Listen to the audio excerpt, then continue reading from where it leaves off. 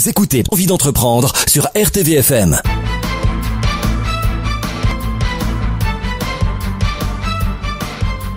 Bonsoir à tous. Ce soir, nous recevons Xavier Lemort. Xavier Lemort, il est le chef d'entreprise de la Centrale. C'est un club de fitness qui se trouve à Carpentras. Vous pouvez le joindre pour connaître son programme au 04 90 12 38 14. Bonsoir Xavier. Bonsoir, merci de m'accueillir. C'est vraiment très gentil. Je suis très content. Et nous, on est très fiers de vous avoir ce soir parce que on va, d'habitude, on a diverses activités et c'est la première fitness, le premier fitness que l'on reçoit ce soir. Et justement, on va débuter sur votre parcours de chef d'entreprise. Et je voulais savoir justement quel a été votre parcours professionnel avant d'arriver chef d'entreprise. Alors au niveau de mon parcours professionnel, c'est assez simple. D'abord on va revoir un petit peu au niveau de mon parcours au niveau scolaire. J'ai eu un doc d'économie et gestion et je trouvais que c'était un petit peu trop théorique au niveau de ce qu'on apprenait à la fac. J'ai voulu intégrer le milieu de l'entreprise et surtout mettre en adéquation ce qu'on pouvait voir aussi bien à l'école que dans le domaine de l'entreprise. Donc j'ai intégré en fait une école qui s'appelle l'école Intersport sur Paris où j'étais chef animateur de rayon et je vendais en fait des chaussures, je m'occupais des commandes, du management. J'ai eu cette belle expérience et puis ça a duré combien de temps ? Ça a duré à peu près 2 ans et demi. J'ai eu 1 an d'école puis 1 an et demi dans le magasin. Mais ce qui était vraiment sympa, c'est qu'on avait cet aspect pratique et théorie qui m'a vraiment beaucoup plu, qui m'a changé au niveau de la faculté. Et c'était où ? C'était en Bourgogne en fait, dans Lyon, à Sens, à 100 km de Paris à peu près, puisque moi je suis originaire à la base de Normandie, mais je me suis rapproché du sud pour le soleil et puis pour les gens. Je venais souvent en vacances et c'est vraiment un pays qui m'attirait énormément. J'ai pas été déçu d'ailleurs. Et ensuite, donc après, j'ai déménagé justement. Je suis arrivé sur Avignon. J'ai travaillé dans un domaine bancaire et des assurances. J'ai travaillé dans les assurances pendant 1 an et demi. Puis après, en tant que quoi ? Commercial ? J'étais conseiller, commercial, mais conseiller financier. Je vendais beaucoup d'assurance vie, principalement, des placements financiers. Disons que ça se rapprochait un peu plus de ce que j'avais fait au niveau de l'économie. Mais c'était un petit peu, on va dire, moins fun que le domaine sportif dans lequel j'avais travaillé. J'ai essayé ensuite la banque. Qui se rapprochait du domaine des assurances et puis je me disais tout simplement que c'était peut-être pas forcément fait pour moi dans le sens où c'était un petit peu trop strict, on va dire. C'était intéressant de conseiller les gens, mais il y avait moins une approche, on va dire, ludique qu'il pouvait y avoir avec le sport. Et comme j'ai fait un petit bilan de compétences personnelles et je me suis aperçu que j'aimais 2 choses dans la vie, c'était le sport et les voyages. Et comme au niveau des voyages, j'avais un petit peu de mal à maîtriser les langues, je me suis dit que je pouvais me diriger vers le sport. Et j'ai tout simplement été frappé à la porte d'un club de fitness. J'ai rencontré le dirigeant actuel et j'ai travaillé avec lui pendant 10 ans en tant que commercial au départ et puis au fur et à mesure. Alors c'est la petite histoire, c'est un club qui est maintenant concurrent, qui est sur Carpentras. D'accord. Donc j'ai travaillé. Ça vous a apporté quoi ? Alors ça m'a apporté en fait déjà l'idée de bien faire, de prendre en compte les gens, les adhérents au niveau de l'empathie, c'est-à-dire ce qui est important, je pense, aujourd'hui dans n'importe quel domaine d'activité, c'est vraiment d'être à l'écoute et de répondre aux besoins des personnes. Et c'est vrai que très souvent, on s'aperçoit dans le domaine commercial, il y a parfois une empathie, mais qui n'est pas forcément sincère. Et aujourd'hui, nous, on se bat vraiment vers cette empathie sincère où on prend vraiment en considération les gens, aussi bien au niveau de leur passé, leur présent, et puis vers où ils veulent aller, quelles sont leurs attentes. Et ça, c'est vrai que ça a été aussi notre cheval de bataille. On travaille dessus, même aujourd'hui dans le nouveau club que j'ai créé.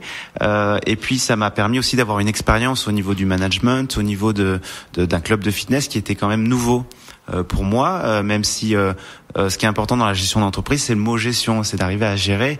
Et je pense qu'on vende du fitness ou qu'on vende d'autres, ça peut être des fruits et légumes, on reste quand même dans un domaine commercial où il faut prendre en considération justement l'acheteur. Et ça, c'est important. Donc vous étiez presque prêt parce que suivant votre parcours scolaire, vous aviez déjà en théorie la pratique de la gestion.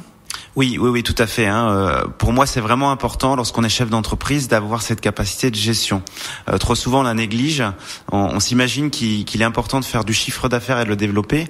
Or, on s'aperçoit que un bon gestionnaire aussi, c'est quelqu'un qui arrive à regarder les entrées et les sorties. Parce que si on fait un très bon chiffre d'affaires, mais que malheureusement on arrive mal à gérer son entreprise et que par exemple on a beaucoup de charges ou qu'on dépense énormément, il faut pas confondre chiffre d'affaires et bénéfice. C'est parfois le souci qu'on peut avoir. Et il est important d'arriver à garder de la trésorerie. Et c'est vraiment après un travail de gestion qui s'implique. Très bien. Donc vous avez fait ce test. Et ensuite, qu'est-ce qui s'est passé ensuite, en fait, mon objectif, ça a été là le déclencheur? Quelques années, pendant les 10 ans, j'ai acquis de plus en plus d'expérience et c'est vrai que je voulais définir ma propre stratégie en fait. J'avais une volonté d'aller vers quelque chose qui était plus personnel, plus propre et du coup, j'hésitais à franchir le cap. Et puis j'ai eu une opportunité où je me suis dit pourquoi pas. Mon épouse aussi m'a énormément aidé dans ce choix. Et puis à un moment donné, il faut aussi savoir se jeter à l'eau. Ça a été l'objectif. Et je le regrette pas du tout. Mais c'est vrai qu'au départ, c'est une expérience qui est totalement différente. Passer, on va dire, du côté salarié au côté chef d'entreprise, ça n'a rien à voir. Alors quel a été le moment où vous vous êtes dit ça y est, c'est la bonne décision, je suis prêt? Parce qu'il y a un cap, comme vous le disiez tout de suite, salarié c'est bien, mais après le passage de l'un à l'autre, c'est pas forcément évident. Qu'est-ce qui vous a motivé pour aller jusque-là?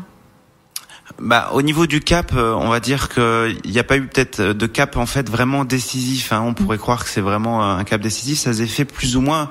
C'est peut-être différent des autres chefs d'entreprise, mais moi ça s'est fait au fur et à mesure où j'avais vraiment envie de mener une politique personnelle en fait, de faire des propres choix et de les assumer, parce que ça peut être des choix positifs comme des choix où on fait parfois malheureusement des erreurs.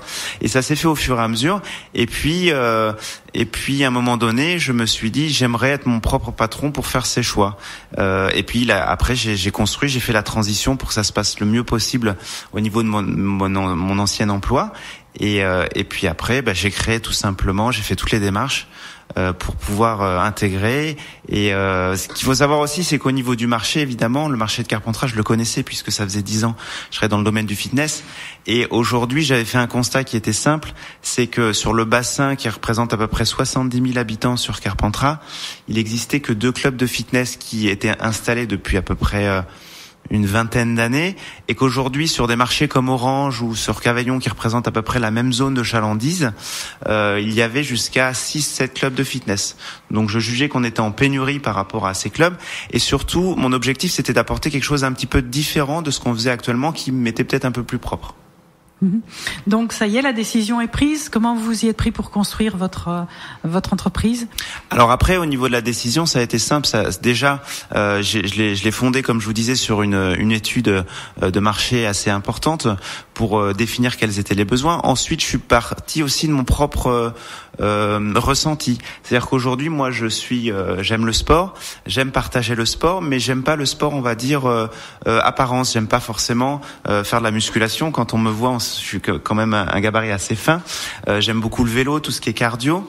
Et je voulais aussi un club qui soit à mon image et à notre image avec mon épouse, dans le sens où je voulais quelque chose qui soit agréable, convivial, et un peu plus tourné vers le sport plaisir, le sport santé. Et c'est vrai que ça a défini vraiment notre politique commerciale par la suite. Et comme aujourd'hui, il y avait déjà des clubs qui proposaient par exemple un entraînement, tout ce qui est musculation, prise de volume, etc., un peu plus destiné aux hommes, nous on a voulu tourner un peu plus notre club vers une population plus féminine, plus axée sur le cardio, plus axée sur la danse, plus axée, on va dire, sur le fun, sur l'amusement. En fait, c'était vraiment l'objectif. Et donc là aujourd'hui, votre entreprise est créée. Elle a combien? Elle a quel âge? Alors elle a 1 an et demi, puisqu'on a ouvert en septembre 2013. Il faut savoir qu'il y a des saisonnalités dans le domaine du fitness, c'est-à-dire qu'il y a des mois où il y a moins d'affluence. Alors contrairement à ce qu'on pourrait croire, c'est surtout les mois d'été où il y a moins de monde, puisque souvent notre principal concurrent c'est l'extérieur, car les gens qui aiment le sport aiment aussi le sport à l'extérieur. Et souvent c'est vrai que parfois on se dit tiens, quitte à faire du vélo, autant profiter du soleil, autant profiter de la région et aller faire du sport à l'extérieur.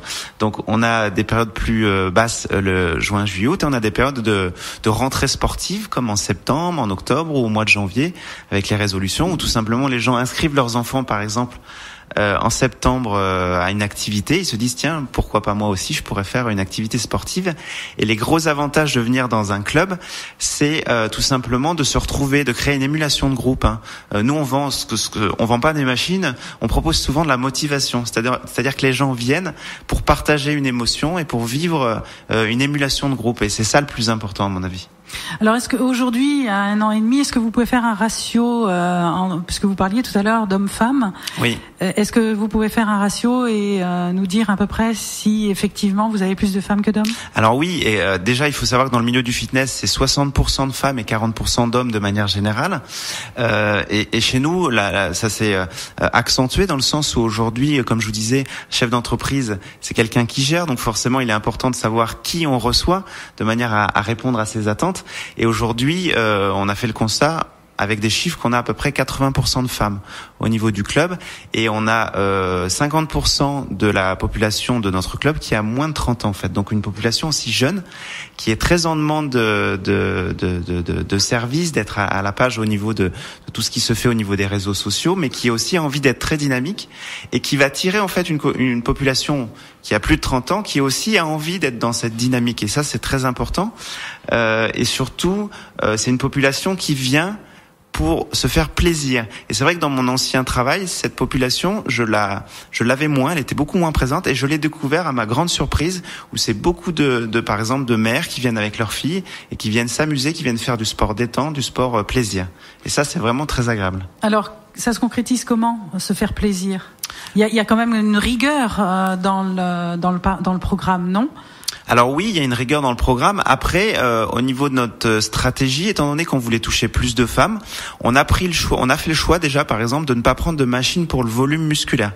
C'est-à-dire que toutes les machines où vous voyez les hommes, vous savez, sur des bancs qui poussent de la fonte, etc., on les a moins pris. Enfin, on n'en a même pas pris du tout. On a plutôt pris des machines qu'on appelle guidées avec des câbles, plus axées sur le bas du corps, puisque souvent les femmes sont en attente de travailler les cuisses, les abdos, les fessiers, ou veulent affiner, ou veulent tonifier, ou perdre du poids. Pardon, excusez-moi. Et aussi, les hommes, il y a soit les hommes qui veulent travailler du volume musculaire, soit les hommes qui veulent se tonifier, perdre du poids, ou travailler en complément de sport. Et donc nous, on n'a pas voulu développer cette clientèle de volume, et on a fait le choix, comme je vous disais, de pas prendre les machines, et surtout de développer aussi bien au niveau des appareils plus féminins, même si on a toute une partie cardio quand même avec les hommes, et on a aussi pris le pari d'avoir beaucoup de cours collectifs, déjà pour créer cette émulation de groupe, et surtout pour se retrouver dans un cadre très festif. On a mis beaucoup de cours de Zumba qui sont des cours très tendance, où on vient danser, on vient s'amuser, on vient faire la fête. On a fait le choix aussi de prendre une équipe très dynamique avec nos profs qui sont vraiment très investis. On a une prof, par exemple, qui a travaillé au Club Med. On a une autre prof qui, elle, fait beaucoup d'animation, beaucoup de shows, beaucoup de spectacles. Donc, on est vraiment dans quelque chose de festif aussi au niveau des cours collectifs et vraiment tourner un peu plus vers la femme, même si on a des cours comme le RPM assez cardio, où c'est un cours de vélo, on suit le relief de la musique, où la musique est vraiment au cœur de ce qu'on fait, de ce qu'on entreprend. D'accord. Justement, on parlait des collaborateurs. On peut les citer. Vous avez combien de collaborateurs? Comment ça fonctionne? Je suppose que votre épouse, elle est inclue aussi dans l'entreprise. Expliquez-nous un peu. Alors déjà, pour revenir à l'ouverture, où on a ouvert en septembre, le petit clin d'œil, c'est que mon épouse était enceinte et mon troisième fils, est né en septembre, 8 jours après l'ouverture. Donc elle a été enceinte. Malheureusement, elle a été alitée pendant plusieurs mois. Donc elle m'a aidé sur toute la partie, on va dire, marketing, tout ce qu'elle pouvait faire. La mise en place du site, etc. à distance, en étant allongée. Et elle a été vraiment une actrice principale au niveau du développement.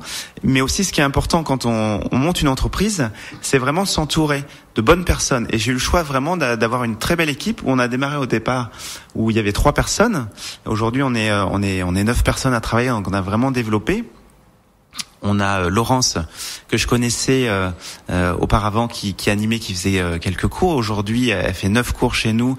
C'est elle qui vient du milieu du spectacle, qui est vraiment très investie, très dynamique. Elle a un peps à revendre au niveau de ses qualités de danseuse. Elle est très souple et surtout, elle est très avenante, très à l'écoute. Ça, c'est vraiment... elle est vraiment super. On a Charlotte aussi qui nous a rejoint, qui elle a travaillé au Club Med.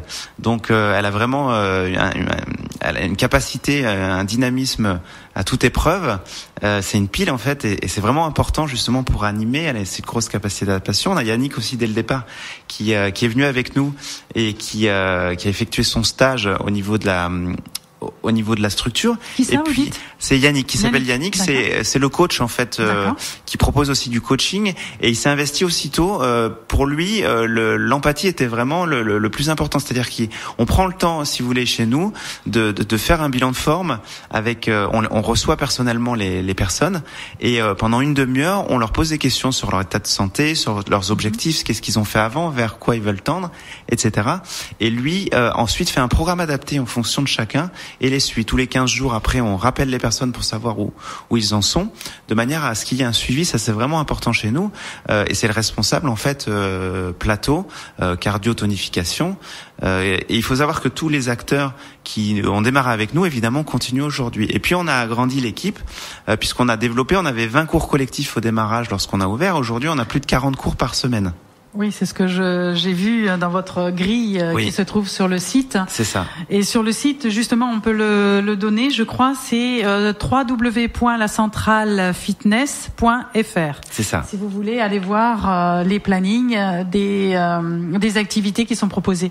Donc ensuite, l'équipe, elle s'est agrandie. Alors ensuite, l'équipe s'est agrandie. On a pris d'autres professeurs parce qu'évidemment, passer de 20 à 40 cours collectifs, déjà au niveau, on va dire, de la performance physique, parce que c'est une performance physique. Aujourd'hui, le professeur qui anime doit montrer l'exemple, et surtout doit être dans une dynamique, doit, s'il a soulevé des poids, doit mettre une charge importante. S'il fait un effort en vélo, il doit fournir cet effort pour montrer l'exemple. Donc du coup, on a agrandi notre équipe avec Athénaïs qui est professeur de Zumba, qui fait aussi des abdos fessiers, qui a aussi une grande compétence au niveau de la danse. On a aussi intégré, comme je disais, mon épouse ensuite, par la suite, qui s'occupe aujourd'hui plus de la partie managériale et puis de la partie communication. Ça s'est fait en transition parce qu'elle est psychologue à la base, donc elle a toute cette psychologie justement pour arriver à bien gérer cette équipe. On a aussi Marie-Pierre qui travaillait énormément dans l'événementiel, qui a passé la formation au niveau du RPM et qui a su intégrer le vélo, et puis elle nous a apporté énormément parce que on le verra par la suite, on fait beaucoup d'animations au niveau du club pour garder cet esprit convivial. On a aussi tout le personnel au niveau sanitaire comme Sylvie qui nous permet d'avoir des locaux impeccables. C'est hyper important lorsqu'on travaille dans un club de fitness que ça soit propre, et puis surtout être à l'écoute de personnes. Ça c'est vraiment super. Et puis on a toute notre équipe en fait qui s'est développée et qui a suivi, et surtout qui a su me faire confiance, parce qu'au départ c'était quand même un pari. On a aussi intégré Laurence qui est à l'accueil, qui a un sourire, qui est vraiment très avenante, et ça c'est très important. Et puis nous on travaille énormément. Moi depuis 10 ans je travaille énormément avec les écoles, avec le lycée Aubanel sur Avignon, avec le lycée Victor Hugo sur Carpentras, parce que comme je vous disais au niveau de mon parcours, c'est très important pour moi d'allier la théorie et la pratique. Donc on va recevoir des élèves tout simplement de 4e au 3e en stage d'observation, comme on peut recevoir des élèves de seconde ou de terminale en bac pro accueil, et aussi on a un partenariat avec des BTS NRC qu'on suit pendant 2 ans, et depuis 6 ans, j'ai tous les 2 ans des nouvelles personnes qui intègrent l'équipe aussi, et qui mettent à bien notre politique commerciale pour définir le projet qu'on s'est fixé. Donc si on peut résumer la centrale fitness, c'est l'accueil, le dynamisme, la musique, le sourire, et la disponibilité. Exactement, la disponibilité, l'empathie, et puis la convivialité. L'objectif, comme je vous disais, c'est vraiment de venir dans un cadre où c'est un club de fitness, mais on vient tout pour se faire plaisir, et on vient évacuer le stress qu'on peut avoir du quotidien, ou les petits soucis qu'on peut avoir de manière générale au travail. L'objectif, c'est vraiment de se faire plaisir et de faire du sport plaisir, détente, où on est là pour avoir des objectifs, mais on est là pour le faire dans un cadre chaleureux. Très bien. Donc, si vous avez envie, vous aussi, de voir à quoi ressemble la centrale, n'hésitez pas. Alors, j'avais le numéro de téléphone. Je vais le retrouver. Voilà, 04 90 12 38 14. Alors, on va revenir 1 an et demi en arrière. Oui. Pour dire, voilà, l'idée, la concrétisation, la gestion, tout ça est fait. Vous disiez que vous étiez entouré de personnes. Oui. Qu'est-ce que vous avez fait puisque vous désiriez monter votre entreprise? Comment vous y êtes pris? À qui avez-vous fait appel? Et comment ça s'est fait? Est-ce que vous êtes toujours suivi, etc.? Exactement. Alors, ce qui est important lorsqu'on est chef d'entreprise, c'est vraiment d'être entouré, vous le disiez, d'avoir des personnes autour de soi. Donc, c'est un parcours, en fait. Il faut savoir que c'est un parcours car on a plusieurs casquettes. Avant d'arriver même à ouvrir son entreprise, on passe par plusieurs casquettes. Ce sont des casquettes administratives, il faut faire plusieurs démarches. Ça peut être le choix du statut comme le choix de l'expert comptable, tout simplement. Ce sont des démarches aussi au niveau des travaux, puisque dans mon cas, il y avait des travaux à fournir au niveau du bâtiment. Ce sont des démarches au niveau financier, où il faut savoir démarcher, on va dire, des organismes bancaires pour qu'ils nous prêtent de l'argent. Dans mon cas, il a fallu des fonds, donc j'ai des amis en fait qui sont vétérinaires, Pierre et Sandra, que je salue, qui ont su qu'il a fallu convaincre, on va dire, ou en tout cas qui viennent avec moi dans le train de manière à ce qu'ils investissent aussi de l'argent pour qu'ils me fassent confiance dans le projet. Donc c'est vraiment la genèse. Et puis on s'entoure, on fait des rencontres comme le CBE qui va nous donner des axes de travail en nous disant voilà, moi au niveau du statut, je vous conseille plutôt un statut de SAS, société par action simplifiée, parce que au niveau fiscal, c'est beaucoup plus intéressant qu'une SARL, parce qu'aujourd'hui la loi a changé. Ça peut être tout simplement des conseils comme cela, ou me dire que j'ai le droit à des financements à taux zéro et qui peuvent m'aider à avoir de la trésorerie. Vous voyez, ce sont des petits points, mais qu'au départ, en tant que salarié, on n'en a même pas connaissance et qui s'avèrent essentiels après dans le fonctionnement, puisqu'aujourd'hui, dans mon cas, lorsqu'on monte une entreprise, on a beaucoup de dépenses, on est obligé d'avoir de la trésorerie justement pour assurer les périodes difficiles qui sont le début. Donc j'ai su m'entourer de partenaires et surtout faire des rencontres.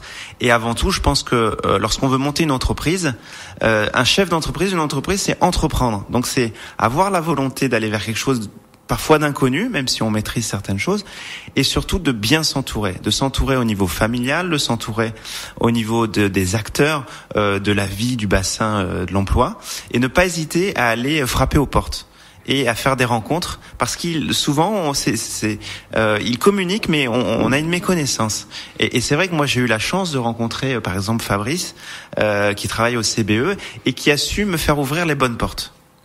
Donc les réseaux pour vous c'est important pour un chef d'entreprise? Je pense que c'est essentiel aujourd'hui. Quelqu'un qui veut monter son entreprise sans réseau, ça va être extrêmement difficile. Alors je pense que vous êtes tout jeune, on peut dire votre âge? Oui, bien sûr, j'ai 36 ans. 36 ans. Qu'est-ce que vous diriez à un jeune, parce que ça fait 1 an et demi, donc, oui. Mais ça fait pas qu'1 an et demi que vous avez ça dans la tête. Qu'est-ce que vous diriez vous à un jeune de 20 ans, 24 ans qui a envie de monter son entreprise? Sachez que nous au CBE, on a reçu le plus jeune qui a 18 ans, oui. Qui va monter son entreprise et il a ce dynamisme et cette volonté et je pense qu'il ira loin. Et ben justement, qu'est-ce que vous diriez vous maintenant que vous êtes chef d'entreprise depuis 1 an et demi? Qu'est-ce que vous diriez à un jeune pour justement se lancer parce qu'il a ça depuis très longtemps ou il a une capacité? Quel est le conseil que vous donneriez en premier? Alors déjà au niveau du conseil, je dirais qu'il faut y aller, il faut foncer. Parce que souvent on a en France, c'est pas pour dénigrer la France, mais souvent on a une peur d'entreprendre. On se dit qu'on va avoir beaucoup de charges, que ça va être difficile, que c'est un chemin avec beaucoup d'embûches. Et en fait, c'est le cas au niveau de. Mais par contre, il faut y aller. On a des idées en France, on a envie de les mettre en pratique, et souvent on a peur. On a peur parce que on ne connaît pas. Et on est entouré, donc il faut être rassuré par rapport à ça. Donc j'ai envie de dire à un jeune qu'il faut foncer. Ce qui est important pour monter son entreprise, c'est d'être dynamique. Pardon, excusez-moi. Il faut être dynamique, il faut avoir envie, il faut ne pas hésiter à être pugnace, à être tenace, c'est-à-dire à tenir son projet. Il faut aussi savoir parfois revenir un petit peu sur son projet lorsque des personnes nous disent moi je l'orienterai de telle façon. Il faut aussi avoir une connaissance au niveau du marché, c'est se dire où on va, qui on va toucher, c'est-à-dire se poser les bonnes questions. Comment on va le monter? Est-ce que c'est réaliste? Est-ce que c'est pas réalisable? Si ça marche, comment je vais pouvoir faire fonctionner mon activité sur du moyen et sur du long terme? Est-ce que j'ai des concurrents? Il faut faire une étude importante. Une étude de marché? Une étude de marché, c'est essentiel. Et puis, je pense que dans un premier temps, il faut en parler autour de soi, en se disant, j'ai un projet, ne pas non plus donner toutes ces idées, garder des idées, parce que c'est la force, les idées, c'est ce qui fait la différence. On peut très bien arriver sur un marché où il y a déjà beaucoup de monde et apporter une idée nouvelle, mais il faut la garder aussi. Mais on peut très bien s'intéresser déjà dans un cercle familial en disant voilà, j'ai une idée, et surtout s'entourer de personnes dynamiques comme soi en disant c'est une bonne idée, toute idée est bonne, on va la mettre en place et je pense qu'il faut que tu la pousses, mais tu as besoin d'un peu plus de conseils, tu as besoin d'être entouré, tu as besoin de répondre à un certain nombre de questions, et à partir du moment où on est dynamique, on a une idée, qu'on a envie, il faut aller jusqu'au bout. Parce que c'est une belle expérience et dans tous les cas, c'est une expérience enrichissante. Très bien. Justement, on parle de l'entourage. Apparemment, vous êtes très bien entouré, mais comment vous alliez ensemble le chef d'entreprise et la vie privée? Comment ça se passe? Parce que c'est ouvert tous les jours, je suppose. Oui. De quelle heure à quelle heure? Alors, nous, on est ouvert, le club est ouvert de 6h du matin à 22h, 7 jours sur 7. Donc ça, c'est important parce qu'il faut avoir une grosse disponibilité. Néanmoins, nous, au niveau, les gens peuvent rentrer même lorsqu'il y a personne, puisqu'ils ont un programme qui est fait où on leur explique comment fonctionnent les machines. Et il y a quelqu'un entre 9h et 20h. Donc évidemment, il faut tourner. Mais par rapport à l'ouverture, lorsque j'ai ouvert en septembre, 3 mois avant l'ouverture et 6 mois après l'ouverture, je travaillais quasiment tous les jours de 9h à 20h. Ça, c'est certain. Donc on va dire qu'au niveau de la vie familiale, c'est difficile et il faut avoir une épouse, il faut avoir quelqu'un qui soit forte sur lequel on peut s'appuyer, et ça a été mon cas, et c'est vrai qu'au départ, quand on monte une entreprise, il faut se dire que c'est chronophage, qu'on va perdre énormément de temps parce qu'on va investir, et c'est un lancement. Aujourd'hui, quand on se lance, il faut avoir du temps, ça c'est essentiel. Mais une fois qu'on est bien organisé et qu'on sait mettre, on va dire en adéquation le fonctionnement, on arrive après à trouver du temps pour sa famille, on arrive aussi à s'organiser, et puis on arrive à profiter, à être sur des événements où en tant que salarié, on peut pas forcément aller à la rentrée scolaire ou aller voir avec des enfants dès qu'ils ont des animations et participer, faire des sorties, s'octroyer un petit peu de temps avec sa famille, même en semaine. Vous voyez, il y a beaucoup d'avantages. Disons qu'il y a une phase qui est quand même difficile où lorsqu'on monte une entreprise, faut s'investir. Mais après, en étant bien organisé, l'organisation est essentielle. Je pense qu'on a beaucoup à y gagner, surtout au niveau de l'organisation de son temps personnel. Ou en tant que chef d'entreprise, on peut gérer son propre temps. L'avantage, c'est qu'on n'a pas de compte à rendre. De compte à rendre, on va dire, voilà, exactement. C'est un gros avantage. On fait ce qu'on veut quand on veut. Et c'est vrai qu'au départ, je me souviens le premier jour où j'ai ouvert, où je me suis absenté 10 minutes parce qu'il fallait que j'aille faire une course. Je me suis retrouvé dans le magasin seul. Alors que le club, et je me suis dit, je pars du club, c'est pas ma place, et je réfléchissais toujours en tant que salarié en me disant, mais tu peux pas partir du club même 10 minutes, ça se fait pas. La culpabilité était là. Une espèce de culpabilité, et après on s'y fait énormément et on gère son temps, et ça c'est quelque chose de nouveau mais qui est très enrichissant aussi. Puis il y a peut-être aussi la confiance auprès des collaborateurs qui joue un rôle. Énormément, oui, tout à fait. C'est vrai que moi j'ai la chance d'avoir une très belle équipe en qui je fais énormément confiance. Pour autant, ce qui est important aujourd'hui, c'est quand même d'avoir un leader et de définir une politique et une marche à suivre. C'est-à-dire qu'aujourd'hui, je pense que pour être un bon chef d'entreprise, il faut à la fois être leader, c'est-à-dire montrer la marche à suivre, définir une politique, mais surtout aussi faire preuve d'empathie. Aussi bien au niveau de l'équipe avec laquelle on est, être très à l'écoute, tenir compte des soucis, on va dire, de chaque personne, aussi de ce qui se passe bien et de ce qui se passe moins bien, et après savoir aussi prendre la décision en fonction de son entreprise, mais aussi en fonction de ses salariés. Et ça, c'est vraiment très important. Est-ce qu'on peut dire que aujourd'hui vous êtes à 1 an et demi de l'entreprise, est-ce que vous êtes un chef d'entreprise heureux? Oui, on peut dire que je suis un chef d'entreprise heureux, et c'est vrai qu'1 an et demi, ça peut paraître long quand on monte son entreprise, mais ça semble assez court quand même. Et c'est vrai que c'est un choix que je ne regrette pas une seule seconde, et surtout c'est vraiment une belle aventure qui vaut la peine. Et je suis plus heureux, je me sens mieux que lorsque j'étais salarié. Ah, vous êtes plus heureux maintenant? Oui. Malgré toutes les contraintes qu'il peut y avoir en tant que chef d'entreprise, parce qu'il y en a. Il y a énormément de contraintes. Dès qu'on a des salariés, il y a une masse salariale. Oui, tout à fait. C'est vrai que les 6 premiers mois, j'ai surtout vu beaucoup de contraintes. Ça a été une période difficile où on a le sentiment qu'il y a tous les problèmes qui nous tombent dessus. Et puis après, il faut prendre un peu de réflexion et se dire, voilà, ces contraintes elles vont arriver, c'est mon métier. Je suis chef d'entreprise et je sais que de toute façon, je vais avoir des soucis, mais prenons-les avec du dynamisme, prenons-les avec le sourire et on va les résoudre et de toute façon il y a toujours des solutions.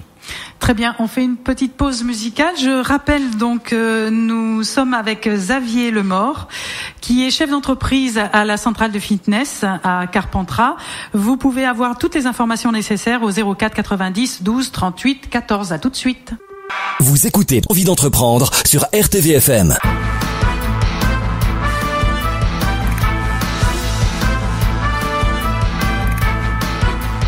Nous voici de nouveau avec Xavier Lemort, qui est le chef d'entreprise de la centrale. C'est un club de fitness. Si vous voulez avoir des informations, vous téléphonez au 04 90 12 38 14 ou vous faites contact@lacentralefitness.fr si vous voulez avoir des informations, notamment sur les calendriers et sur les programmes proposés. Xavier, on a parlé de l'entreprise, on a parlé de développement. Oui. Ce que j'aimerais bien là maintenant, c'est savoir dans vos clients si ça tourne tout autour de Carpentras ou si la clientèle s'élargit et va au-delà de Carpentras. Oui. Alors, ce qu'il faut savoir en fait dans le milieu du fitness, c'est que on fait, comme je vous disais tout à l'heure, une étude auparavant, ce qu'on appelle la zone de chalandise, pour savoir d'où viennent les gens qui vont consommer et qui vont intégrer le club de fitness. Aujourd'hui, le constat est assez simple, c'est qu'en fait, il faut que les gens soit viennent, on va dire, après leur travail, donc il faut qu'ils soient proches de leur lieu de travail, soit qu'ils viennent géographiquement et qu'ils soient proches de leur lieu d'habitation. Pourquoi ? Parce que pour venir dans un club de fitness, il faut être régulier, surtout pour avoir des résultats. Il faut arriver à venir au moins 2 voire 3 fois par semaine. Donc imaginez que par exemple, si mon club de fitness est dans le Gard et que j'habite dans le nord du Vaucluse, je ferai pas la route si par exemple je ne travaille pas à côté, je ne ferai pas la route 2-3 fois par semaine. Ça va être une contrainte. Donc souvent, c'est assez simple. On dit qu'il faut à peu près être dans un périmètre de 10 voire 15 kilomètres autour de la ville principale. Nous, au niveau des statistiques, on a à peu près 35% des personnes qui viennent de Carpentras, puisqu'on est à Carpentras. On a 12% des gens qui viennent de Pernes et à peu près le même nombre de Monteux. D'accord. Donc déjà, on s'aperçoit que quasiment 60% des gens viennent des 3 principales villes. C'est vrai que par exemple, si on habite au Pontet et qu'on travaille au Pontet, on va pas forcément se déplacer sur Carpentras pour faire du fitness. On va plutôt rester sur ce lieu-là. Donc la géographie est importante, mais ça reste un marché local. Quand on va communiquer, par exemple, sur nos méthodes de communication, on va pas communiquer sur Avignon, on va pas les communiquer dans le Gard ou dans les Bouches-du-Rhône parce que on va toucher des gens qui ne pourront pas venir. Voyez.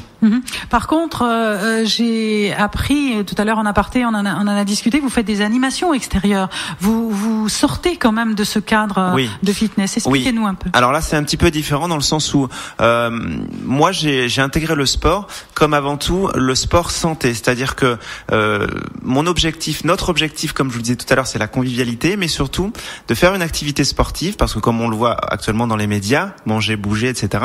On sait que le sport permet de limiter les maladies cardiovasculaires, permet de limiter les rechutes, permet d'avoir une meilleure condition de vie, permet d'avoir un meilleur souffle, etc. Et c'est vraiment bénéfique pour la santé, même les médecins évidemment le préconisent.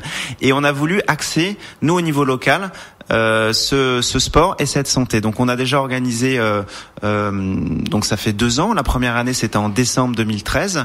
On s'est réunis à l'espace Ozon, à la salle polyvalente de Carpentras, où on a fait un rassemblement Zumba, qui est de la danse en fait, sur des rythmes salsa, latino, etc. pour une petite fille qui s'appelle Tess, qui malheureusement a eu un accident et du coup on a voulu récolter des fonds pour pouvoir l'aider. Et on a réuni 300 personnes qui sont venues. Toutes les personnes actrices étaient bénévoles et surtout toutes les personnes qui sont venues donner ce qu'ils voulaient. Donc il y a des personnes qui pouvaient ne rien donner, comme des personnes, et on s'est déjà mobilisé. On avait récolté plus de 2000 € à cette occasion et on a voulu reproduire en fait l'année d'après cette action en décembre dernier, où là on s'est mis en partenariat avec la lutte contre le cancer du sein, puisque comme je vous disais, nous on a 80% de femmes, donc évidemment ça touche à 95% les femmes. Et c'était quelque chose qui nous tenait à cœur. Donc on s'est mis en partenariat. Donc on a fait d'une part à nouveau ce rassemblement Zumba où là on a eu plus de personnes puisqu'on a eu 400 personnes. Et surtout on a été voir des entreprises locales en leur expliquant qu'on communiquait énormément sur les réseaux sociaux, qu'on voulait vraiment associer le sport et la santé. Et on leur a demandé de participer pour donner de l'argent directement à la lutte contre le cancer. Et en contrepartie, on a créé des animations devant leur entreprise. Comme à cette époque, ce qui fonctionnait très bien, c'était l'ice bucket. En fait, on se met dehors, on se fait verser un seau d'eau froid. Nous, on l'a fait au mois de décembre, donc on a été voir plusieurs entreprises qui ont joué le jeu. Ils étaient une dizaine, et on aura fait de la pub, c'est-à-dire qu'on a filmé le fait qu'on se reçoive un seau d'eau sur la figure, 6 degrés, il faisait super froid, on était en maillot de bain. Toute l'équipe nous entourait, et ensuite on l'a diffusé sur Facebook, sur notre site, sur YouTube, etc. Et ils participaient, en fait, ils donnaient ce qu'ils voulaient. Donc on a eu une dizaine d'entreprises qui ont joué le jeu, et on a eu plus de 11 000 vues en fait sur Facebook par rapport à la vidéo, donc ça a très très bien fonctionné. Ça nous a permis aussi de promouvoir l'événement et de ramener énormément de monde à la Zumba. On était plus de 400, et du coup on a récolté plus de 2 000 €, donc on a doublé même par rapport à l'année dernière au niveau des fonds. Et c'est vraiment quelque chose qui nous tient à cœur. Je vous le disais tout à l'heure en aparté, où on veut développer le sport, mais nous on veut développer le sport convivial, mais on veut développer le sport santé, où les gens se disent voilà, je vais faire du sport dans un cadre sympa, mais en même temps j'améliore ma santé. Et on veut vraiment faire des rassemblements énormes, mobiliser au niveau local, Carpentras, Pernes, etc., toutes les villes qui sont tout autour, pour créer premièrement une animation pour les gens qui ne font pas du sport. Deuxièmement, faire du sport même en plein air. On a des projets justement, peut-être qu'on en parlera, oui. De faire même du sport ouvert à tous, et surtout de récolter des fonds comme le Téléthon, comme voilà, mais au niveau local pour que ça aide. Et à travers, nous on avait rencontré plusieurs personnes au niveau de la lutte contre le cancer, et on a envie aujourd'hui d'aller aussi vers la lutte contre le cancer des enfants qui est souvent négligé. Parce que moi-même j'ai 3 enfants, mon épouse aussi, et du coup on a une optique vraiment d'œuvre caritative, d'associer le sport, et je remercie d'ailleurs mon équipe qui aussi s'associe à moi, c'est-à-dire qu'à chaque fois ils sont bénévoles aussi, ils viennent animer. On a beaucoup de gens qui sont bénévoles, qui viennent mettre en place cette structure, et on crée des animations. Là, on s'est retrouvé il y a à peu près 3 semaines à Nice pour un lancement. C'était le rallye des gazelles. C'était comme le Paris-Dakar, mais pour les femmes. Donc, on est toujours dans notre optique d'être avec des femmes, et on a animé à Nice sur la promenade des Anglais. On a fait une Zumba, etc. Et toujours dans le but d'associer le sport et la santé. C'est vraiment quelque chose de très important pour nous. Donc là, on était vraiment à l'extérieur. Là, on était vraiment à l'extérieur. On est sorti de notre zone, mais on travaille aussi beaucoup sur les réseaux sociaux. Tous les 15 jours au niveau du club, on a une animation au sein du club, et comme je vous disais, on a beaucoup d'adhérents qui sont jeunes. Il faut être très présent, et surtout créer une dynamique, et ça fait partie de la dynamique, et surtout ça nous fait partager. Lorsqu'on crée des événements, les gens s'associent à nous, ça fait de la publicité, mais pour le sport de manière générale. Et si on avait un axe à définir, nous aujourd'hui, plus que l'aspect commercial, ce qu'on a envie, c'est que les gens fassent du sport et soient en meilleure santé sur le marché de Carpentras, enfin au marché local, on va dire. Alors la centrale a des partenaires, quels sont-ils ? Est-ce qu'il y a des partenaires attitrés où vous travaillez ? Est-ce que c'est là vous disiez le cancer ? Oui. Est-ce que vous avez des partenaires qui sont toujours derrière vous ? Alors nous on a des partenaires au niveau local comme la lutte contre le cancer. On a des partenaires comme le CBE, comme Carpan Sud. On a des partenaires comme Marie-Pierre qui travaille avec le Sporting Club Boxing de Carpentras, sur lequel on va faire des événements. On a la mairie aussi de Carpentras qui aussi est partenaire. On va dire qu'on a et puis dès qu'on crée un événement, on va dire on frappe aussi aux portes pour que on ait de plus en plus de partenaires actifs. Et puis c'est vrai que par exemple lors de la dernière Zumba qu'on a fait pour lutter contre le cancer du sein, on a des gens de Malmort qui sont une association qui ont participé, qui nous ont dit voilà, nous aussi on est très intégrés dans le milieu associatif, on veut faire des choses pour des œuvres caritatives, est-ce que vous voulez aussi être partenaire avec nous? Donc ça ouvre des portes, et puis comme nous on est actifs, on a de plus en plus de monde, et notre objectif là on y travaille, ça demande énormément de temps, c'est d'arriver par exemple sur Carpentras, on a un projet pour pouvoir par exemple faire du sport à l'extérieur ouvert à tous. Alors on peut en parler de cet événement? Oui, on peut en parler, bien sûr. On aimerait, avant l'été, faire un événement qui soit un cours collectif où on est à l'extérieur, qui soit simple, comme par exemple un body balance qui est à base de yoga, tai chi, de pilates. On le voit par exemple au Japon quand ils font des mouvements très basés sur le souffle, très basés sur le centre du corps, où on se fait pieds nus dans l'herbe. C'est très agréable et surtout... de 7 à 77 ans, on peut venir participer. On voit par exemple qu'il y a une animation à l'extérieur dans un lieu assez nature et les gens viennent faire du sport pour se sentir mieux. Ça fait partie des projets qui nous tiennent à cœur, où il n'y a pas de but commercial. Par exemple pour les Zumba, alors là j'en parle maintenant, mais on n'a même pas communiqué sur la centrale, puisque pour la deuxième Zumba, on s'est même réuni avec d'autres associations sportives. Donc c'est pas l'objectif de faire du commerce, bien au contraire, c'est de dire voilà, venez avec nous faire du sport. Vous avez envie, vous êtes professeur, même d'autres clubs, même d'autres associations, venez avec nous. Il y a pas de concurrence. On est là dans un même esprit, c'est-à-dire faire du sport aux gens pour améliorer leur santé. Est-ce qu'il y a d'autres événements qui vont suivre ? Comme je vous disais aujourd'hui, on a envie aussi de lutter contre le cancer cancer pour les enfants, enfin des enfants. Et du coup, on aimerait aussi faire une animation qui soit tournée, soit où les enfants participent, soit que ça soit intéressant pour eux. Donc, c'est quelque chose qui nous tient à cœur. 2 ans auparavant, on n'avait pas pu intégrer le Téléthon parce que justement en décembre on faisait cette Zumba. Il se peut que pour renouveler, pour faire quelque chose d'un petit peu différent, on s'intègre aussi au niveau du Téléthon parce que c'est quelque chose qui est national, mais sur lequel au niveau local tout le monde s'investit. Et c'est vrai que c'est quelque chose qui pour nous est intéressant parce que on va avoir les petits villages, on va avoir de partout, et puis les gens créent des petites animations, ils créent des choses. Et en fait, c'est 1 + 1 + 1 qui font que après, je pense que si chacun arrive à agir de manière locale, en faisant des petites animations, et ben après au niveau national, on améliore de manière générale la santé. Alors c'est peut-être utopique, mais je pense qu'il faut déjà démarrer par là, quoi. Donc ça, c'est des animations extérieures. Est-ce qu'il y a des animations internes dans votre centrale? Oui, exactement. Ce qui est important pour nous, c'est vraiment d'animer. C'est pour ça que mon épouse d'ailleurs s'occupe de toute la partie animation, on va dire. Et tous les 15 jours à peu près, on fait une animation. Alors ça peut être une animation, par exemple, au mois de septembre, on a fait venir un cirque dans le club. Les gens pouvaient tester, voir des shows. Il y avait 3 personnes qui faisaient partie du cirque et c'était très intéressant. On a redécoré l'ensemble du club avec des affiches de cirque, etc. Ça peut être, on a des partenariats, justement, on en parlait tout à l'heure, avec une course 100% féminine à Villeneuve-les-Avignon qui s'appelle le Lol & Run, où c'est des filles qui viennent s'amuser, rigoler, c'est toujours dans l'esprit au niveau du club. Et on a fait une semaine Lol & Run où les gens venaient s'amuser. On a fait par exemple des dégustations d'insectes pour rigoler. Et après on met les vidéos sur Facebook et les gens s'amusent. On a redécoré en janvier tout le club. Il y a un client qui nous a prêté une Harley Davidson et on a refait sur le thème des États-Unis, où on fait venir, par exemple, on fait un thème de Noël et on fait venir un chalet en bois et on met de la neige à l'intérieur du club, de la fausse neige en polystyrène où les gens posent en photo et puis on fait des animations sur Facebook. Vous voyez, l'objectif c'est vraiment de faire une animation mais qui soit interactive. À chaque fois on demande aux gens de participer. Alors ils veulent ou ils veulent pas, mais ce qui est important, c'est vraiment de créer ce dynamisme où ils se disent tiens, je viens et là je prends ma bulle d'air, j'arrive dans le club, j'ouvre, qu'est-ce qu'ils ont fait, tiens, ils ont décoré le club sur le thème des États-Unis, on avait des affiches, on avait des posters, on avait tout redécoré. Ils se disent, d'ailleurs, si les gens veulent aller voir sur Facebook, on est très présent, on peut aller voir le fil d'actualité et ils se disent tiens, j'arrive dans un nouvel univers et ça les sort de leur quotidien et du coup ils viennent faire du sport en se disant tiens, c'est agréable pour moi, c'est convivial et ça me fait plaisir de venir. Il y a même des gens parfois qui viennent sans faire du sport, rien que pour les animations. Vous voyez, c'est sympa. Est-ce que vous recevez beaucoup d'enfants aussi ?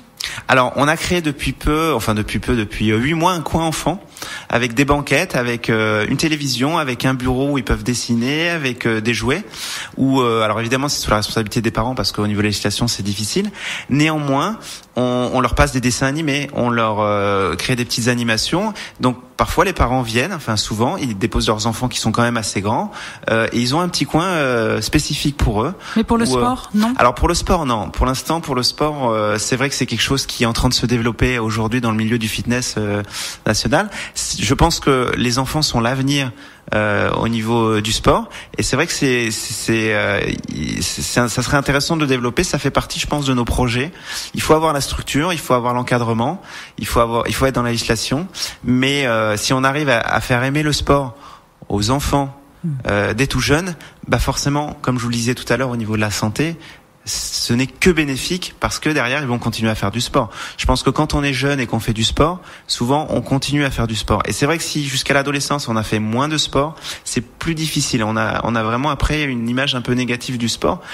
Parce que aussi en France, souvent le sport c'est l'athlétisme, on tourne autour d'un stade et il y a un côté moins ludique.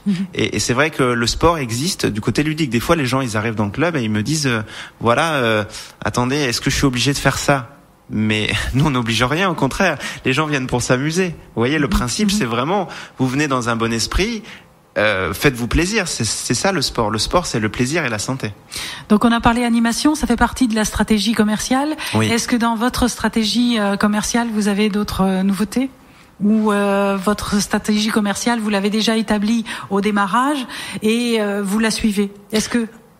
Est-ce qu'elle évolue avec le temps ? Alors évidemment, elle évolue. Ce qu'il faut savoir, c'est que, comme je vous disais tout à l'heure, lorsqu'on est chef d'entreprise, il faut avoir une politique commerciale pour savoir à qui on va s'adresser. Ça, c'est hyper important. Nous, même avant d'ouvrir, je me suis dit on s'est dit comment on veut se placer. On veut toucher des femmes. On veut toucher une clientèle qui a envie de se faire plaisir. On a envie que ça soit convivial. Donc, on a vraiment axé notre communication aussi bien au niveau des couleurs, parce que dans le club, on a beaucoup de couleurs. On a du jaune, on a du rose. Les vestiaires femmes. Il y a combien de superficie ? On a 750 mètres carrés.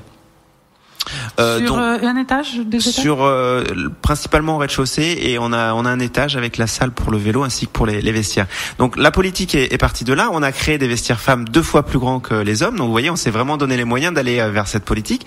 Et puis toutes les actions qu'on a mis en place, c'est-à-dire au niveau des cours collectifs, on les a axées vers des cours plus féminins. Et ensuite, au fur et à mesure des rencontres, au fur et à mesure de ce qu'on a pu mettre en place comme les événements, on a appris différentes direction, mais en continuant à garder cette politique commerciale c'est important, si vous voulez, de garder cet axe, de jamais en partir en se disant voilà, par exemple aujourd'hui je vais ajouter un nouveau cours, est-ce que je vais répondre à ma clientèle, est-ce que ça fait partie de ma politique commerciale ? Et après on est obligé de faire des choix. Là je le vois, actuellement on a juste en face, on a la page Facebook. Demain par exemple on fait un Mud Day, c'est sur Aix-en-Provence, on se regroupe, on est 9000 personnes, on va aller courir, on est 13 personnes de la centrale, on va aller courir, c'est comme un parcours du combattant dans la boue, c'est très ludique, très rigolo, c'est l'esprit d'équipe, et l'objectif c'est vraiment de s'amuser. Donc on demande aux gens de participer en nous encourageant, et puis on va filmer l'événement et après on va le mettre sur Facebook. On a créé un événement dans le club il y a 3 semaines pour les gens qui ne peuvent pas faire le Mud Day mais qui voulaient faire ce type d'entraînement, dans ce côté toujours ludique. Vous voyez, c'est vraiment important d'arriver à échanger, de communiquer, et même si les gens ne veulent pas s'investir, ils participent d'une façon différente. D'accord. Donc on a parlé stratégie commerciale. Je pense que la communication et les stratégies de communication est très importante chez vous. Justement, là, il y a les réseaux sociaux, il y a les événements que vous faites à l'extérieur, les événements intérieurs. Si on peut résumer la centrale en termes de communication, est-ce que vous avez atteint votre top ou il y a toujours à découvrir et à mettre en place ? Je parle de communication. Oui, en termes de communication, ce qu'il faut savoir déjà, alors par rapport, on parlait tout à l'heure du chef d'entreprise, nous on est une structure où on a besoin d'avoir du monde. Quand par exemple, je dis n'importe quoi, c'est quelqu'un qui est mécanicien. Lorsqu'on est mécanicien, au niveau de la communication, peut-être qu'on va moins investir au démarrage. Nous, il a fallu investir dès le démarrage. Et c'est vrai que par exemple pour l'ouverture, on a fait une grosse campagne 4x3 parce que c'est important d'être présent. Et je pense qu'on a qu'une seule opportunité. Souvent, parfois, quand on est chef d'entreprise, on se dit tiens, je vais attendre un petit peu, je vais lancer, puis je vais voir ce que ça donne. Or, il vaut mieux des fois mettre un peu plus d'argent ou investir plus au départ pour la communication et se dire voilà, la première fois, je mets vraiment le paquet et c'est important et au moins on va me voir. Vous voyez, être vraiment se dire je suis là, regardez-moi, je suis vraiment présent. Et ensuite continuer à investir régulièrement. Parce que le souci, c'est que même parfois, on est une entreprise qui a 10, 15 ans, 20 ans, on se dit voilà, je suis pérenne, ça fonctionne bien. J'investis moins dans la com. Et aujourd'hui, c'est essentiel d'être présent. Parce que ça va très vite. Les réseaux sociaux, ça va très vite. On parlait de Facebook, mais il y a plein d'autres réseaux sociaux. Vous l'utilisez, Twitter ? Alors Twitter, non, je le maîtrise pas, mais on a envie d'intégrer Instagram, d'être actif. Et aujourd'hui, il faut être à la page. Là, on a fait une vidéo qui était très marrante. Ça, c'est un dub smash en fait où il y a les paroles qui défilent et on fait semblant de chanter en prenant des, vous voyez comme on le voit là sur le Facebook, et on fait semblant de chanter. C'est très rigolo, très fun, et les gens peuvent réagir. Donc il faut aussi être à la page, mais aussi bien en interne, en externe avec les réseaux sociaux, mais aussi il faut aller toucher d'autres personnes, parce qu'on s'adresse pas évidemment qu'aux jeunes, on s'adresse à tous les âges, puisqu'on a on a une cliente qui a 82 ans qui vient au club. Et je peux vous dire qu'elle a la forme. Tiens, je salue André d'ailleurs. Et il faut être présent aussi, ça peut être sur le marché de Carpentras, ça peut être faire une petite action à l'extérieur, ça peut être faire de la radio. Il faut utiliser l'ensemble des supports qui sont présents. C'est important de la communication, pour moi, c'est l'axe essentiel. Aujourd'hui, c'est dire voilà, on est toujours présent, on est toujours là. C'est essentiel dans une entreprise. Et l'évolution justement de votre entreprise, vous la voyez comment ? Là, elle est toute jeune, elle a 1 an et demi, oui. Donc il va falloir, comme on dit, un peu s'apaiser pour avoir les acquis. Oui. Comment justement vous voyez votre avenir ? Alors, ce qui est important dans une entreprise, c'est déjà évidemment la phase de prospection. On va aller chercher de nouvelles personnes, mais surtout, il ne faut jamais négliger la phase de fidélisation. C'est-à-dire que on a des clients qui nous ont fait confiance, qui sont venus chez nous, et ces clients, il faut en prendre soin. Souvent, on se dit tiens, il faut aller démarcher, aller voir d'autres personnes, et on néglige parfois les personnes qu'on a déjà chez nous. Donc, il est essentiel de fidéliser en faisant des animations comme on le fait, mais aussi de ne pas hésiter à faire des questionnaires, par exemple, de satisfaction, en se demandant, voilà, il y a des personnes qui ne parlent pas forcément, qui n'osent pas dire les choses, mais si on leur pose des questions de manière informelle, sans qu'ils mettent le nom et prénom, ils vont peut-être se livrer, nous dire, voilà, il y a tel ou tel souci, ou ça, il faudrait l'améliorer. Au contraire, ça, c'est bien. Est-ce que vous communiquez avec eux ? Pardon, je vous coupe. Oui, bien sûr. On essaie de communiquer au maximum. La jeune génération n'hésite pas à nous faire part sur Facebook ou par mail des choses qui vont comme des choses qui vont pas. Et on met en place des questionnaires de satisfaction. On n'hésite pas à leur demander leur avis lorsqu'ils ont fini un cours. Comment ça s'est passé ? Est-ce que ça vous a plu ? Qu'est-ce que vous voudriez mettre en place ? Et c'est comme ça aussi qu'on arrive à créer des animations, parce qu'ils nous apportent des idées. Et c'est plus intéressant, je pense, de communiquer. Nous, on a 1200 adhérents avec nos 1200 adhérents, et d'échanger, parce que évidemment, 1200 personnes, c'est énorme, plutôt que de rester dans son équipe avec 10 personnes qui ont uniquement 10 idées.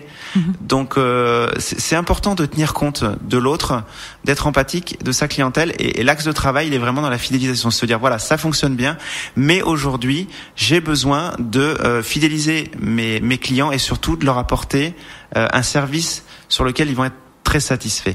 Et s'il y a un axe sur lequel, pour moi, est le plus important, c'est de se dire, voilà, il y a des gens qui nous font confiance, gardons-les au maximum et répondons à leurs besoins. Donc, c'est un axe de travail. D'accord. Ça, c'est très important, on l'a compris, et c'est nécessaire pour tout secteur d'activité, et notamment pour le vôtre, d'autant plus, avec 1200 adhérents, il faut les soigner. Par contre, il y a d'autres activités prévues. Est-ce qu'il y a des projets futurs par rapport à la centrale ? Ce qu'il faut savoir déjà, c'est que ça fait 1 an et demi qu'on a ouvert, donc c'est une entreprise qui est relativement jeune, où on a eu un démarrage quand même, où on a eu beaucoup de monde dès le premier mois, puisqu'on a eu quasiment 400 personnes dès le premier mois, donc ça a très bien démarré, lié entre autres à la communication, et puis surtout à l'équipe qui est vraiment au top.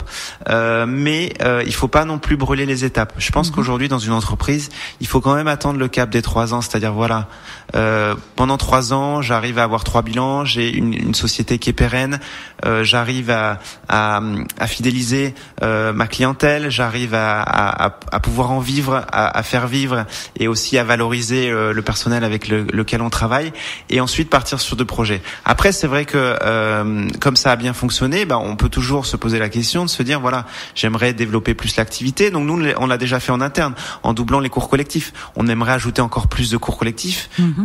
Toujours pareil, les gens au départ, lorsqu'ils sont venus, avaient un prix, le prix est fixe et restera toujours fixe. Donc notre objectif, c'est de développer, on va dire, le rapport qualité-prix. C'est-à-dire qu'ils payent le même prix, mais ils ont plus de confort. Ils ont plus de cours. On a réaménagé le club. Par exemple, on a déjà refait beaucoup de choses au niveau de la décoration, au niveau de la peinture. On a rajouté une salle. Donc l'objectif, il est vraiment, on a encore à l'étage une salle qui fait 50 mètres carrés, où on se pose des questions en se disant, voilà, qu'est-ce qu'on pourrait développer? Par exemple, les enfants, ça pourrait être un axe de travail, ou aller chercher autre chose, vous voyez. Donc on est vraiment dans ce type d'idées. Et comme je vous disais au démarrage, les idées, c'est vraiment important. Néanmoins, il faut toujours qu'on reste dans notre axe de travail. Et je pense que, évidemment, moi, mon objectif, ça serait déjà de développer l'entreprise, d'apporter de nouvelles choses, de développer peut-être aussi en superficie, comme je vous disais, avec l'espace qu'on a aussi. On a un grand espace, une mezzanine qui fait 60 mètres carrés. On voudrait faire un grand espace cardio, mais il faut aussi écouter les gens et être empathique, c'est très important. Alors j'ai une dernière question justement pour le recrutement. Quand vous recrutez vos collaborateurs, quelles sont les premières qualités? Qu'est-ce que vous demandez en priorité qui fasse corps avec votre activité? Alors aujourd'hui, je pense qu'il est important au niveau du recrutement, c'est quand un jeune ou moins jeune arrive, il faut qu'il soit dynamique. Il faut qu'il ait envie et il faut qu'il soit passionné. C'est-à-dire que si quelqu'un arrive demain et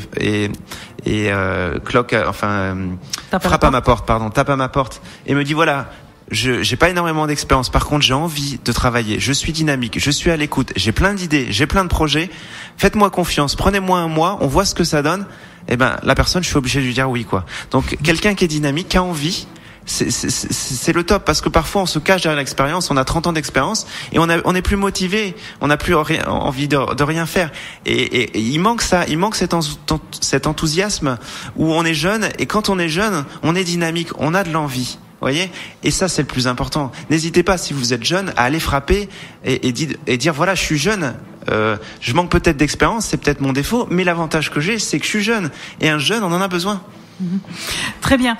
Alors, merci justement d'avoir insisté là-dessus. Donc, n'hésitez pas, si vous êtes jeune, moins jeune ou entre deux, venez chez Xavier Lemort à la centrale et vous faites le 04 90 12 38 14 pour avoir toutes les informations. Ou sinon, vous allez sur leur Facebook. Ou alors, vous avez aussi un autre moyen, c'est aller voir le site www.lacentralefitness.fr et vous aurez toutes les informations nécessaires. Merci Xavier. À bientôt et bon courage à toute l'équipe. Merci à vous de m'avoir reçu. Passez une bonne soirée. Merci, au revoir. Au revoir.